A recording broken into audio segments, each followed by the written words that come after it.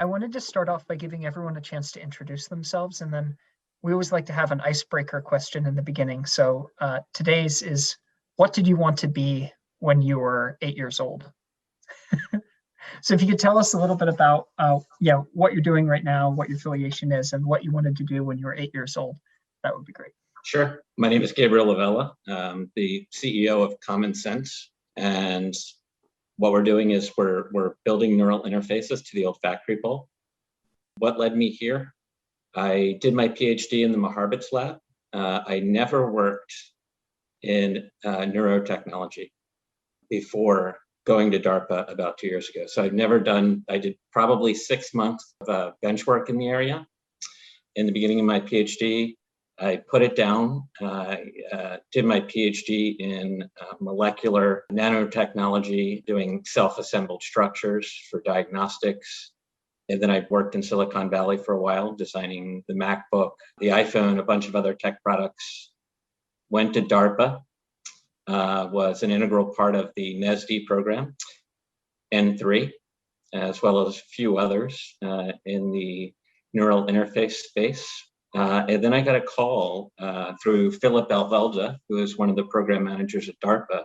Philip had taken a role as chief technical officer of a moonshot factory in Barcelona. So the idea was this company would provide huge amounts of capital and launch one moonshot technology per year. The idea was the technology had to generate €1 billion in revenue and have a positive societal impact. So I went out there to work with Philip and started putting together this company. We got to a very late stage. They closed down Alpha and came back to the States. John Viventi, who everybody probably knows, he introduced me along the way to Dima, and he said, Dima's been working on this, and he has some fantastic pioneering work in the area. So we came back to the States, incorporated, and here we are. So we're launching now with the support of IndieBio in San Francisco, and we're building the company from the ground up. And is that what you wanted to do when you were 8 years old?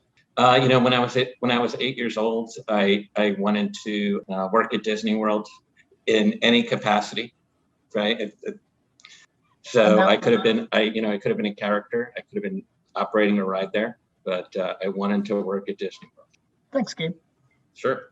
I'm Andreas Schaefer. I'm a neuroscientist, work at the Francis Crick Institute in London, at University College London. Yeah, I'm heading a research group that's called Sensory Circuits and Neurotechnology Lab. It's a small lab. We're largely working on researching how the olfactory system works, working on mice, using a variety of techniques from, X-ray imaging, electron microscopy, in vivo imaging, biophysiology, but more and more computational work, behavior. And part of my lab's also been developing neurotechnology over the last years. That's where Matt and I have been working together quite a long time ago now. I'm originally a physicist by training, and I kind of have, I guess, lost all my physics knowledge and kept all the arrogance. So whether that's helpful or not, I leave for others to judge. But we're now kind of a broad neuroscience lab.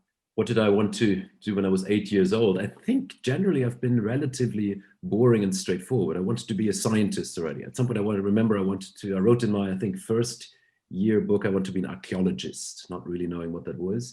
And then I've been always between physics and neuroscience. I studied physics because I thought that would be really exciting to learn more and more about. And then, parallel drifted into neuroscience for my PhD and postdoctoral work. Do you ever look back at your decision not to be an archaeologist? No, I don't like Harrison Ford enough, I think. I'm Dima Rinberg. I am professor of neuroscience and physics at NYU at New York University. My lab is studying the sense of smell, olfaction, doing a lot of research with animals, trying to understand what the nose tells the brain and how the olfactory code is organized. What can we understand? The very basic of the olfactory code. In parallel, we're trying to do some applied, for a few years, we tried to do some applied work in the lab, trying to use all our knowledge about how olfaction works to make the best chemical detector in the world. This project has been going on for a few years.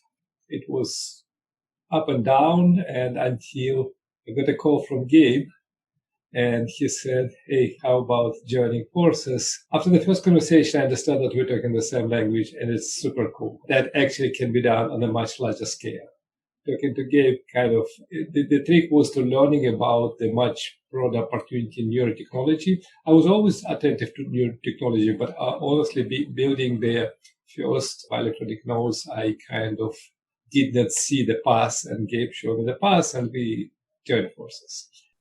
Actually, we are part of the big olfactory consortium with the 8 labs trying to crack olfactory code.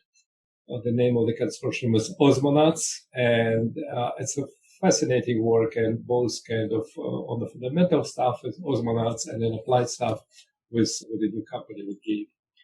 I'm a physicist by education, and I would once a physicist, always a physicist.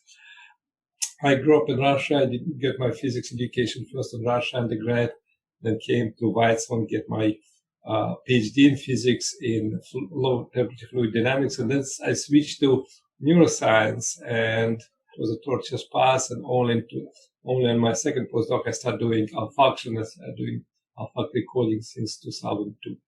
When I was a kid, there's many kids in back in Russia with some science kind of twist. I dreamed to become an astronaut, of course. I wanted to fly, and it was a big disappointment because I learned that having glasses and being astronaut is incompatible. So that was my first, depression.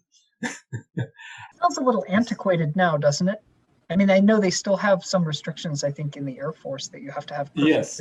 So when I get my glasses at the third grade, it was the big disappointment.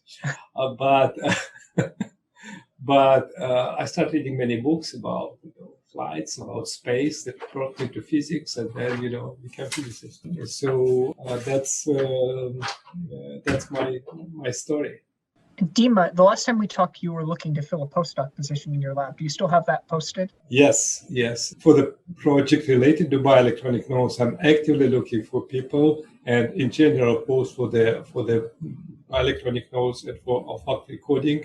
We have a few positions in the lab. Some of them funded by NIH, Osmonauts Consortium, some of them from the new adventure with bioelectronic nodes. So thank you for reminding this. It's quite important. We'll place a link to the job advert on the podcast.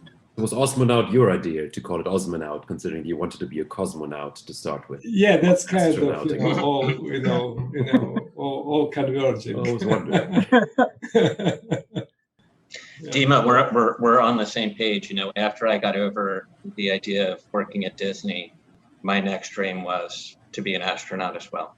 Yes, that's the connection. For the next 6 years, that consumed me. Yeah. And then you turned 35. No. Yeah, then I turned 35.